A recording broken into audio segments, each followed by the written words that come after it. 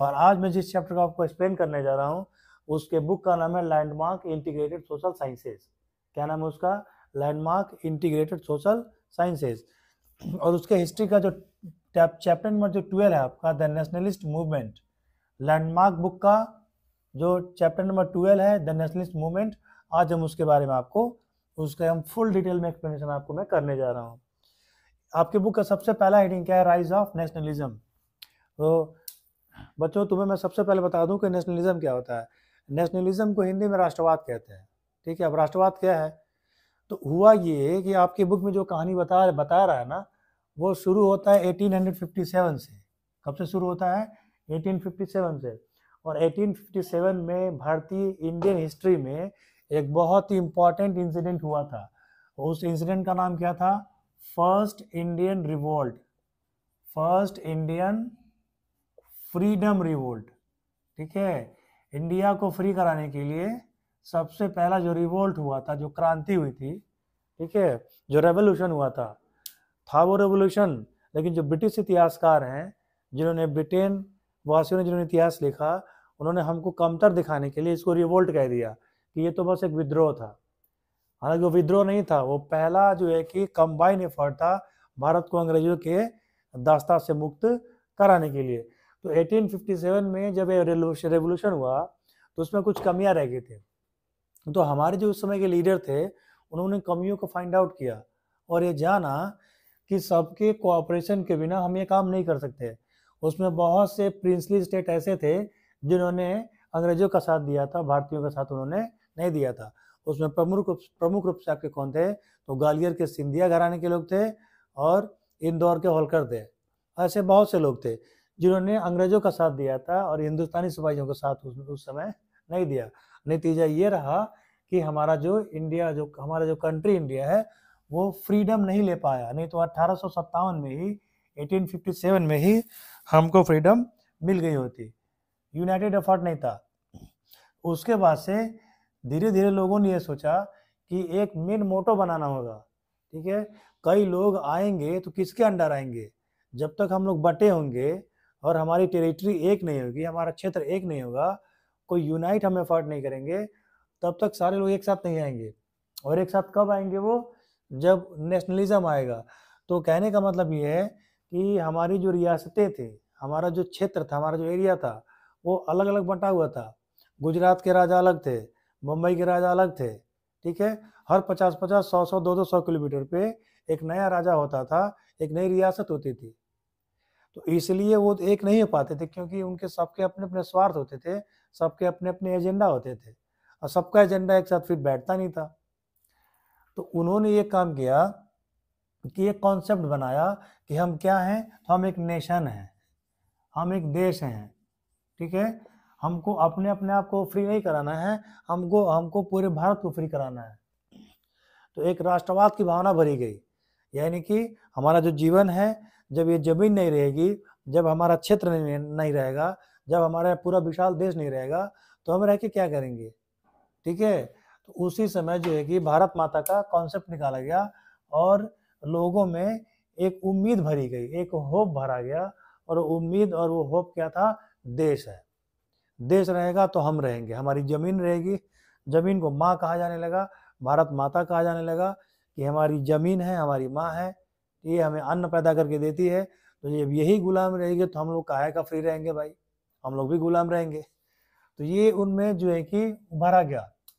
नतीजा ये रहा कि 1858 से लेकर के और 1885 तक का जो समय रहा हमारा, वो इसकी तैयारी में लगे रहे हम लोग। ठीक है, लोगों के मन में नेशनलिज्म की भावना भरी गई। अब नेशनलिज्म की भावना भरी कैसे गई? आपके बुक में बहुत शॉर्टकट में दिया है। मैं 2-3 बातें अपने मन से आपको ऐड करना चाहता हूँ ताकि आप आराम से आप ये चीज़ आप उसको समझ सकें। भाई, नेशनलिज्म की भावना कैसे भरी गई? कैसे हिंदुस्तान का बच्चा बच्चा उस समय जो है कि आज़ादी के लिए हाथ में झंडा लेकर के चल पड़ा और अंग्रेजों को देश से बाहर भगाने के लिए बेकल हो उठा। ऐसा कैसे हुआ? सबसे बड़े हथियार जो उस टाइम के बने, वो क्या बने? न्यूज़पेपर बने। ठीक है, समाचार पत्र बने, खासकर बंगाल से, ठीक है, बंगाल से और मुंबई से। बंगाल और मुंबई, ये जो दो आपके एरियाज थे, यहाँ के लोग ज़्यादा पढ़े लिखे थे उस जमाने के, और जितने भी वर्ल्ड लीडर थे, जितने भी नेता थे जो इस चीज़ को समझते थे, जो अंग्रेजों को बाहर देश से भगाना चाहते थे, वो मोस्टली बंगाल से थे और मुंबई से थे। बंगाल और मुंबई उस समय नेशनलिज्म की चेतना का केंद्र था। जो भी नेशनलिज्म की बातें आती थी, जो भी प्लान्स बनते थे, जो भी थॉट आते थे, जो भी विचार आते थे, जो क्रांतिकारी विचार आते थे, जो लोगों को जगाने के लिए होते थे, लोगों को अवेक करने के लिए होते थे। उस समय भोली भाली जनता थी, कम पढ़ी लिखी थी, तो अंग्रेजों की चाल को जनता समझ नहीं पाती थी। तो ये जो फिलोसफर थे, जो विचारक थे, जो नेता थे, जो लीडर थे, वो मेन काम यही करते थे कि अंग्रेजों की चाल को समझ करके, और अंग्रेजों की जो जितनी पॉलिसीज बनती थी सब उनके अपने फायदे के लिए बनती थी। अंग्रेज यहाँ ब्रिटिशर्स यहाँ पे आए थे तो हमारा भला करने के लिए नहीं आए थे, वो अपना स्वार्थ सिद्ध करने के लिए आए थे। उनको यहाँ से धन लूटना था, उनको यहाँ पे यहाँ के संसाधनों पे, रिसोर्सेज पे कब्जा करना था, और यहाँ से रॉ मटेरियल इकट्ठा करके अपने देश भेज करके, और प्रोडक्ट, रेडीमेड प्रोडक्ट बना करके, मटेरियल बना करके अब पूरे वर्ल्ड में बेचना था। इसके लिए वो यहाँ पे आए थे, वो हमारा सेवा या हमारा सर्विस करने के लिए नहीं आए थे। तो बंगाल और मुंबई में के जितने लीडर्स थे, जो उसमें के पढ़े लिखे लोग थे, प्रतिष्ठित लोग थे, उन्होंने क्या किया कि अपना अपना अखबार निकालना शुरू किया। राजा राम मोहन राय हो गए, बाल गंगाधर तिलक हो गए, जेम्स अगस्टस हिक्की हो गए, ठीक है, और दादा भाई नेहरू हो गए। इस प्रकार के बहुत से एग्जाम्पल आपको मिल जाएंगे। उन्होंने क्या किया कि न्यूज़पेपर निकालना शुरू किया, और लोकल लैंग्वेज में न्यूज़पेपर निकाले। लोकल लैंग्वेज में कुछ न्यूज़पेपर निकलते थे, कुछ अखबार निकलते थे इंग्लिश में, और कुछ जो कि लोकल लैंग्वेज में निकलते थे, जैसे मराठी हो गया, बंगाली हो गया, इसमें निकलता था। उसमें लंबे लंबे आर्टिकल लिखे जाते थे, ठीक है, लोगों को कैसे जगाना है, लोगों को एक कैसे करना है, विचारों में लोगों के परिवर्तन कैसे करना है, इस चीज़ को करने के लिए लंबे लंबे आर्टिकल लिखे जाते थे, कविताएं लिखी जाती थी, कहानियां लिखी जाती थी, जो देशभक्ति से, पैट्रियोटिज्म से ओतप्रोत होती थी। कोई भी उन कविताओं को, उन कहानियों को और उन लेखों को, उन आर्टिकल्स को पढ़ता था तो उसमें देशभक्ति की भावना का संचार हो जाता था। वे अपने आप को उस विचार से कनेक्ट कर लेते थे और वो अपने आप को देशभक्त बोलने लगते थे। जो नेशनलिज्म का विचार था कि हमारा राष्ट्र एक है, हम एक हैं, हम सब एक ही जमीन के संतानें हैं, तो ये इसको नेशनलिज्म कहते हैं। इससे वो अपने आप को जोड़ पाए, विचार से विचार जुड़े, लोग से लोग जुड़े, मेंटेलिटी से मेंटेलिटी जुड़े, इसके लिए ये सब किया गया। तो धीरे धीरे जो है कि 1885 तक जाते जाते पर्याप्त मात्रा में लोगों के मन में राष्ट्रवादी विचार उत्पन्न हो गया कि अब बस भारत देश को, भारत राष्ट्र को एक करना है और अंग्रेजों को यहाँ से भगाना है। अब आइए देखते हैं अगला हेडिंग आपके बुक का क्या कहता है। तो ये जो नेशनलिज्म की भावना लोगों में भरी गई और नेशनलिज्म का विस्तार होने लगा, ठीक है, उसके नाते अंत में क्या हुआ, तो नेशनलिस्ट मूवमेंट हुआ। पूरे भारत में, पूरे इंडिया में मूवमेंट होने लगे, आंदोलन होने लगे। तो ये आंदोलन एक बैग नहीं हुए, इन आंदोलनों को करने के लिए पहले पूरा बैकग्राउंड तैयार किया गया। तो नेशनलिस्ट मूवमेंट कैसे हुआ, इसके लिए लोगों के मन में सबसे पहले नेशनलिज्म की भावना भरी गई, राष्ट्रवाद की भावना भरी गई। और वो कैसे भरी गई, मैंने आपको बताया। अच्छा, उसके कारण क्या थे, लोग देशभक्त क्यों बने, लोग अंग्रेजों को भगाने के लिए क्यों बेचैन हो उठे, ऐसा अंग्रेजों ने क्या किया था। तो अंग्रेजों की कुछ पॉलिसीज ऐसी थी जिनसे भारतीय बहुत नाराज थे। अब उनके क्या कारण थे, वो पूरा बैकग्राउंड क्या था जिसकी वजह से भारतीय जो विचारक जो थे, भारतीय जो नेता थे, आसानी से लोगों के मन में राष्ट्रवाद की भावना भरने में कामयाब हो गए। वो रीजन क्या थे, कारण क्या थे, उन्होंने किस पॉइंट को पकड़ा, किस पॉइंट को पकड़ करके और अपना काम उन्होंने सिद्ध कर दिया। उसमें सबसे पहले आता है आपकी ड्रेन ऑफ वेल्थ की थियरी। ये किसने दिया था, ये दिया था दादा भाई नेरोजी ने, ठीक है, दादा भाई नेरोजी। ये एक पारसी व्यक्ति थे, मुंबई में रहते थे, और इनको grand old man of India भी कहा जाता है। क्या कहा जाता है, grand old man of India भी कहा जाता है। ये बहुत पढ़े लिखे थे और बहुत सभ्य इंसान थे और महान विचारक भी थे। इन्होंने एक थियरी इजाद किया था, एक वर्ड दिया उन्होंने, एक शब्द दिया, ड्रेन ऑफ वेल्थ। अब ड्रेन ऑफ वेल्थ क्या होता है, उन्होंने सबसे पहले इस चीज़ को समझाया भारतीयों को कि जो अंग्रेज हैं यहाँ से जो है कि यहाँ का जो पैसा, यहाँ का जो वेल्थ है, उसको यहाँ से खाली कर करके ले जा रहे हैं और अपने इंग्लैंड को महान बना रहे हैं, अपने इंग्लैंड की झोली भर रहे हैं और यहाँ की झोली खाली कर रहे हैं। लोगों को ये बात पहले समझ में नहीं आई। उन्होंने समझाया, उन्होंने क्या समझाया कि यहाँ की जो उद्योग धंधे हैं उनको उन्होंने बंद कर दिए और यहाँ पे बस केवल कच्चा माल उगाया जा रहा है, कपास उगाया जा रहा है, ठीक है, चाय उगाई जा रही है, बाकी चीज़ें उगाई जा रही हैं और उनको उगा करके और सीधे ब्रिटेन में भेज दिया जाता है। वहाँ की फैक्ट्रियों में इनकी प्रोसेसिंग होती है और प्रोसेसिंग होने के बाद से माल तैयार होता है, प्रोडक्ट तैयार होता है और वो प्रोडक्ट फिर जो है कि पूरे वर्ल्ड में बेच करके वो बहुत पैसा कमा रहे हैं। और हमारे यहाँ के जो कारीगर हैं, जो हमारे यहाँ के पुराने कारीगर हैं, जो देसी तरीके से और हैंडक्राफ्ट यानी हाथों का यूज़ करके जो सामान बनाते थे, जो कपड़े बनाते थे, बहुत सारी चीज़ें जो बनाते थे, वो नहीं बना पा रहे, उनको इन्होंने चौपट कर दिया है। तो यहाँ का जो धन है, यहाँ का जो रिसोर्स है, उससे वो अपने कंट्री को वेल्दी बना रहे हैं, अपने कंट्री को धनवान बना रहे हैं। तो यहाँ का सारा पैसा निकल रहा है। सबसे पहले इस थ्योरी को इन्होंने समझाया और इनकी एक बुक थी, उस बुक में इन्होंने पूरी चीज़ें ये लिखी। तो जब इनकी बुक को भारतीयों ने पढ़ा, भारत के लोगों ने इस बुक को पढ़ा, तो उनके मन में आग लग गई। उनको समझ में आ गया कि अंग्रेज तो हमको तब से क्या कर रहे थे, बेवकूफ़ बना रहे हैं और इनका जो चेहरा दिखता है वो असली चेहरा नहीं है, असली चेहरा इनको भारत को लूटने का है और इतनी जल्दी ये भारत से जाने वाले नहीं है, क्योंकि सोने की अंडा देने वाली मुर्गी को कोई मारता नहीं है। तो भारत इंग्लैंड के लिए क्या था, ब्रिटेन के लिए क्या था, सोने का अंडा देने वाली मुर्गी थी। मैं एग्जांपल दे रहा हूँ, यहाँ से बहुत सारा धन उनको प्राप्त होता था। तो सबसे पहले इन्होंने किया और जब भारतीयों ने पढ़ा इनकी बुक को, तो भारतीयों के तन बदन में आग लग गई। भारतीयों ने कहा अच्छा, हमसे होशियारी कर रहे हैं आप। तो एक ये हुआ, यानी लोगों के मन में जागरूकता फैल गई। ठीक है, अब दूसरा रीजन क्या था उसको देख लेते हैं। अगला इसका जो रीजन था वो था एडमिनिस्ट्रेटिव यूनिफिकेशन। अब ये क्या था, अब ये तो अंग्रेजों ने किया, लेकिन अंग्रेजों के किए गए इस काम का फायदा हमको मिल गया। अब आप कहेंगे सर ये कैसे हो गया, मैं समझाता हूँ आपको। अंग्रेजों ने क्या किया कि भाई एक जिला चलाने के लिए, गांव चलाने के लिए व्यवस्था करनी पड़ती है। एग्जांपल दे रहा हूँ मैं, व्यवस्था करनी पड़ती है, चुनाव कराना पड़ता है, प्रधान की नियुक्ति करनी पड़ती है, फंड बनाना पड़ता है, कई प्रकार के लोग जो है कि अपॉइंट करने पड़ते हैं। तो अंग्रेजों को तो पूरे भारत पे राज करना था, ठीक है, कश्मीर से लेकर कन्याकुमारी तक और इधर जो है कि अफगानिस्तान से लेकर के और आपका बर्मा तक, क्योंकि तब तो पूरा भारत एक था। 1935 में म्यांमार बर्मा हमसे अलग हुआ, ठीक है। 1896 के 1898 के आसपास अफगानिस्तान को हमसे अलग कर दिया गया। तब तो भारत सब एक था, तब तो कोई बंटवारा हुआ नहीं था। तो उस समय अंग्रेजों ने क्या किया था कि अपने सुविधा के अनुसार वो आसानी से राज कर सकें, आसानी से व्यवस्था संभाल सकें, प्रशासन मेंटेन कर सकें, पब्लिक एडमिनिस्ट्रेशन को दुरुस्त कर सकें, इसके लिए उन्होंने कुछ सर्टेन काम कर दिए। उन्होंने पूरा सिस्टम बना दिया और सिस्टम बना करके पूरे यहाँ से लेके वहाँ तक एक कर दिया।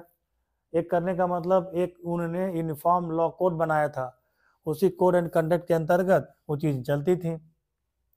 तो इसके अंतर्गत डिस्ट्रिक्ट्स में कलेक्टर नियुक्त कर दिए गए, वो अधिकारी बना दिए गए, स्टेट में इनके और ऑफिसर नियुक्त कर दिए गए। तो इन्होंने एक बना बना सिस्टम बना दिया। तो हमारे जो थिंकर थे, हमारे जो देशभक्त लोग थे, उन्होंने इसी सिस्टम का फायदा उठाया। यूनिफाई हो गया था, यहाँ से लेकर वहाँ तक पूरा भारत एक हो गया था।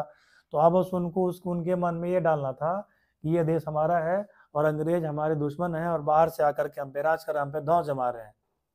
तो ये काम उन्होंने क्या कर दिया, यूनिफिकेशन किया उन्होंने, और करने के बाद भारतीयों का काम आसान कर दिया। ठीक है, अब आगे देखते हैं कि और कौन से रीजन थे। अगले जो आपके दो कारण हैं, उनमें सबसे पहले हम आपको बताना चाहेंगे स्प्रेड ऑफ वेस्टर्न एजुकेशन। अब वेस्टर्न एजुकेशन जब इंडिया में लाई जाने लगी, 1858 में एक चार्टर एक्ट आया था। आपकी बुक में पूरी बात नहीं लिखी हुई है तो मैं आपको समझाता हूँ। चार्टर एक्ट आया था 1858 में, और 1858 में एक और काम हुआ था कि 1858 में जो आपका कंपनी थी, ठीक है, जो ईस्ट इंडिया कंपनी थी, 1858 तक वो हम पे राज कर रही थी, 1857 तक। लेकिन 1857 में जब रिवोल्ट हो गया, जब क्रांति हो गई और बहुत सारे अंग्रेज मारे गए, तो 1858 में भारत का जो शासन तंत्र था, भारत की जो गवर्नमेंट थी, भारत का जो शासन था, वो ब्रिटेन के क्राउन को चला गया। वहाँ की जो महारानी थी वो यहाँ की महारानी बन गई। और 1858 से पहले जो आपकी ईस्ट इंडिया कंपनी थी उसके जो अधिकारी थे वो यहाँ पे राज किया करते थे। तो जब ब्रिटिश क्राउन को चला गया ये, तो चार्टर एक्ट में एक नियम आया था। चार्टर एक्ट में नियम क्या कहता था कि प्रतिवर्ष हर साल 1 लाख रुपये, ठीक है, एजुकेशन पे भारत में खर्च किया जाएगा। तो ये भारतीय तरीके से नहीं खर्च किया जाएगा। यहाँ के मदरसे, उस समय के मदरसे, उस समय के संस्कृत के स्कूल, उस समय की पाठशाला, उस समय की विद्यालय स्कूल पे नहीं खर्च किया जाता था। वेस्टर्न एजुकेशन देने के लिए ये नियम बनाया गया था कि वहाँ की जो किताबें हैं, वहाँ जो चीज़ें पढ़ाई जाती हैं वो यहाँ पढ़ाई जाए। क्योंकि लॉर्ड जो है कि वो जो मैकाले था, मैकाले ने ये कहा था कि अगर भारतीयों को नौकर बनाना है, भारतीयों को अपने अंडर काम कराना है और अंग्रेजों का अधिकारी बने रहना है, तो हमें ऐसे भारतीय चाहिए जो अंग्रेजी बोल सकें, जो इंग्लिश समझ सकें, जो हमसे नफरत ना करें, जो ब्रिटिश कल्चर को, जो वेस्टर्न कल्चर को महान समझें। इसके लिए हमारे धर्म को, हमारे यहाँ की किताबों को, हमारे यहाँ के शास्त्र पुराणों को, ठीक है, या हमारे यहाँ की चीज़ों को नीचे दिखाया गया और हमको असभ्य कहा गया, हमको अनसिविलाइज कहा गया। और उन्होंने अपने आप को सभ्य बताया। उन्होंने कहा कि हम तुम लोग को सुधारने आए हैं। अब उनको कौन बताया कि जब वो चमड़ा लपेट के घुमा करते थे और उनको रहने का तरीका नहीं मालूम था, तो 5000 साल पहले हमारे यहाँ वेद पुराण रचे जा चुके थे और आपका जो बनारस शहर है वो 5000 साल पुराना शहर है। उनको कौन बताया? ठीक है, ये चीज़ें हैं, ये चीज़ें की गई। तो जब वो वेस्टर्न एजुकेशन यहाँ पे सिस्टम लागू कर दिया गया और इंग्लिश मीडियम से स्कूल खुलने लगे, ठीक है, और यहाँ पढ़ाई होने लगी, तो 1789 में एक बहुत महत्वपूर्ण घटना घटी थी, ठीक है। 9th में ये चीज़ है, आपको पढ़ने को मिलेगा, फ्रेंच रेवोल्यूशन, फ्रांसीसी क्रांति। जब आप लोग 9th में जाएंगे तो आपको ये चीज़ पढ़ने को मिलेगी। तो फ्रांस की क्रांति में क्या हुआ था कि फ्रांस की जनता ने उस समय के जो सम्राट थे उनको मार डाला और राजा का शासन उस देश से ख़त्म कर दिया और उस देश में जो है कि संविधान आ गया और संविधान से चीज़ें चलने लगी, ठीक है, ब्रदरहुड आ गया, इक्वलिटी आ गई, वो आ गया। तो ये सारी चीज़ें जो है कि उस ज़माने में वेस्टर्न एजुकेशन की किताबों में ये सब लिखा हुआ होता था। तो यहाँ के लोग जब उसको पढ़ते थे तो पढ़ करके उनके मन में भी देशभक्ति की भावना पैदा होती थी। उनके मन में भी ये होता था कि अगर फ्रांस के लोग कर सकते हैं, एक पूरे राजा को ही जड़ से उखाड़ के फेंक सकते हैं, तो हम यहाँ अंग्रेजों को जड़ से उखाड़ करके क्यों नहीं फेंक सकते।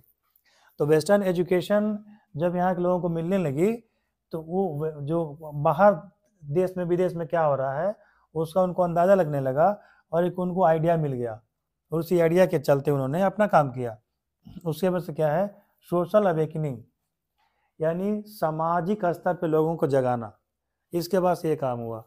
ये भी एक बहुत बड़ा रीज़न था नेशनलिस्ट मूवमेंट के सफल होने के या उस फ्रेम में जाने के। तो सोशल अवेकनिंग में क्या होता था कि जो लोग होते थे, पढ़े लिखे जो लोग होते थे, प्रोफेसर होते थे, थिंकर होते थे, फिलोसफर होते थे, ठीक है, वो लोग क्या करते थे, इस समाज सेवा का काम करते थे और जा करके बस्तियों में जा करके लोगों को जा करके उनकी सेवा किया करते थे। किसी का एडमिशन कराना हुआ, स्कूल में पढ़ाना हुआ, फ्री में पढ़ाना हुआ, साफ सफाई करनी हुई, ठीक है, लोगों को ट्रेनिंग देना हुआ, जितने भी लोगों के बीमारों का जो है कि दवा दर्पण कराना था, इन सारी चीज़ों में लोग जाते थे। तो जब जाते थे तो बहुत सारे अंग्रेज भी जो है कि स्कीमें निकालते थे यहाँ के लोगों का दिल जीतने के लिए कि हम तुम्हारे भलाई के लिए काम कर रहे हैं।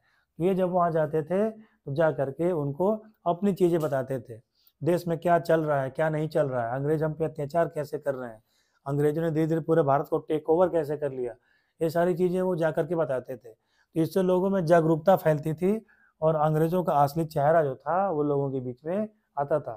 लेकिन उस समय भी कुछ ऐसे गद्दार लोग भारत में थे जो कि अंग्रेजों का खाते थे और अंग्रेजों का गाते थे, उनकी प्रशंसा में कसीदे पढ़ा करते थे और अपने यहाँ की चीज़ों को वो क्या समझते थे, दीनहीन समझते थे, उसको लो लेवल का समझते थे। वो इंडियन जो बाहर जाते थे, लंदन ब्रिटेन में जाके पढ़ लेते थे, अंग्रेजी पढ़ लेते थे और वहाँ के सभ्यता में, वहाँ के कल्चर में रम जाते थे, तो उनको यहाँ का कल्चर जो है कि बहुत छोटा नजर आता था और यहाँ का कल्चर उनको बेकार नजर आता था। ऐसे लोगों ने जितने भी मूवमेंट हुए, जितने भी आंदोलन हुए, किसी आंदोलन में ऐसे लोगों ने इंडिया का साथ नहीं दिया, जबकि उल्टा उन्होंने ब्रिटेन का साथ दिया। तो लोगों को जो है कि क्या किया जाता था, तो लोगों को अवेयर किया जाता था। वीडियो बहुत लंबी हो रही है, चैप्टर भी आपका बहुत लंबा है, तो आज के पार्ट में इतना ही, ये पहला पार्ट का वीडियो था, इतना ही। ठीक है, कल मैं फिर आऊँगा और आपको इससे आगे की कहानी मैं इसमें सुनाऊंगा और इससे आगे के हेडिंग आपको पढ़ाए जाएंगे।